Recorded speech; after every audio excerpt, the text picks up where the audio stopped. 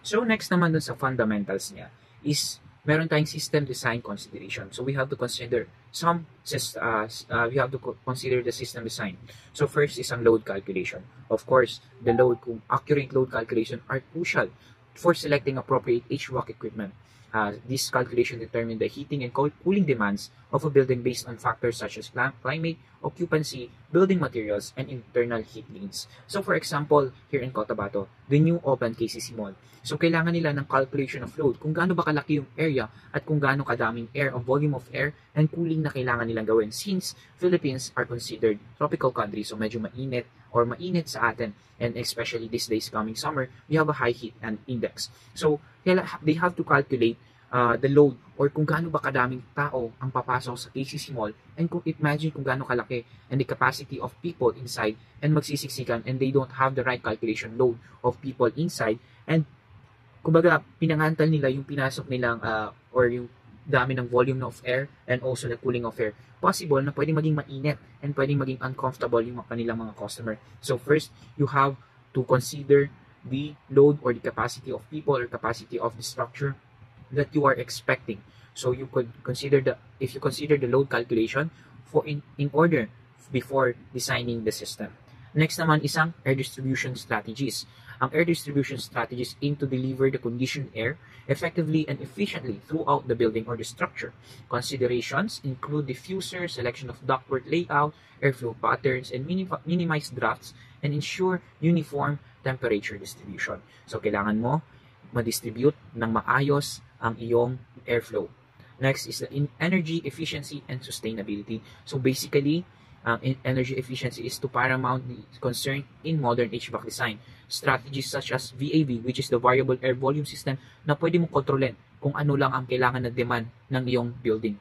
So high efficiency equipments and demand controlled ventilation proper help to reduce energy consumption and minimize environmental impact. So you have to consider that also. Next is the indoor air quality. Maintaining good indoor air quality essential for the occupant health excuse me, and well-being. Air delivery system should incorporate with effective filtration, ventilation, and source control measure to minimize pollutants or ensure adequate fresh air supply. So, ito yung mga kailangan mong i-consider before designing the system. So, unang-una kailangan mo ng load calculation, the capacity of your building. Next is ang air distribution. Tama ba ang pag-distribute mo ng air? Next is the energy efficiency. You have to build a system that is also eco-friendly. Don't ever forget that it's one of our principles as engineers. So you have to be efficient and also conservative with the energy you give and the energy you use to the building. And lastly is the indoor air quality. Siyempre, you have to consider the health safety of the occupants or the capacity load of the people inside your building. So you have to have the good air quality inside. So again, those are the fundamentals needs or fundamental things that you have to consider in the air delivery system. So next naman, i-discuss natin ang mechanical components of air delivery system. So kanina napasadahan ko, nabanggit ko yung AHU, which is ang ibig sabihin niya is air handling units. So what is the function and purpose of AHU? So AHU is like a CPU of the computer.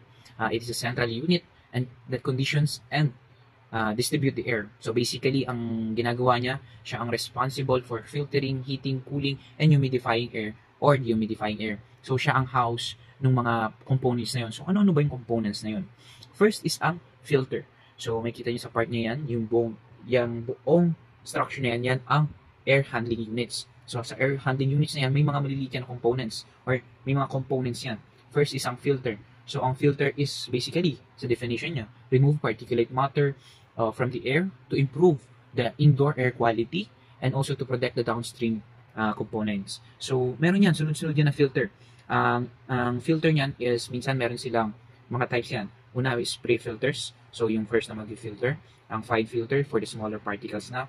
And next is the HEPA filters. Hindi to sa sakit, but it is for the high efficiency particulate air for critical applications.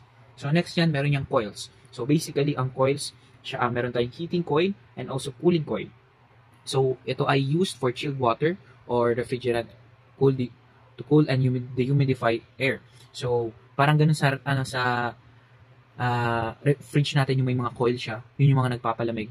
So ang gagawin ng mga coil na to is pwede niyang palamigin, pwede niyang painitin yung air sa loob ng iyong structure, sa loob ng iyong air delivery system. Next, isang fans. So, nakikita natin yan, minsan naririnig natin yun sa muling malakas masyado. Fans move the air through the system. Meron tayong, makikita nyo dyan, meron akong centrifugal fans or commonly used for high pressure capabilities. Next, isang axial fans or more suitable for high volume, low pressure application. And fan selection depends on the airflow requirements and system resistance. So, nakadepende. Hindi mo pwedeng gumamit ka ng centrifugal, maliit lang yung building or maliit lang yung ventilation ay yung air delivery system mo. So, napakalakas ng hangin na kailangan niya ibuga. So, dapat nag-jive yan kung ano yung kailangan mong gamitin na fan sa iyong delivery system. Next is ang ating dampers, which is it controls the airflow within the system. Opposed, the blade of dampers provide more linear control compared on parallel blade dampers. So, yung dampers, ginagamit natin yan for balancing the air and for mixing and the zone controls na kailangan natin sa air delivery system. So, nabanggit kanina, meron tayong humidifiers and dehumidifiers. So, ang ginagawa niya, magdadagdag siya ng moisture sa air or pwede siyang magtanggal ng moisture sa ating air.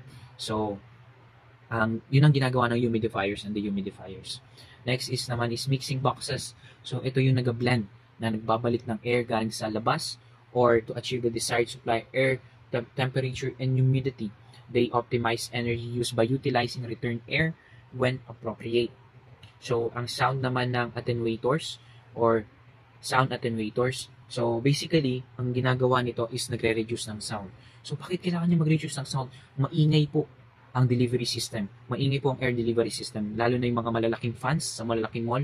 Maririnig nyo yan sila minsan sa labas. Sa labas na yung sila nalalagay. Dahil, kumbaga, for malalaking structures, you have big machineries. So, malalakas ang tunog ng air system natin. So, kailangan natin ng sound attenuators to reduce the noise of the fans and other equipment sa loob.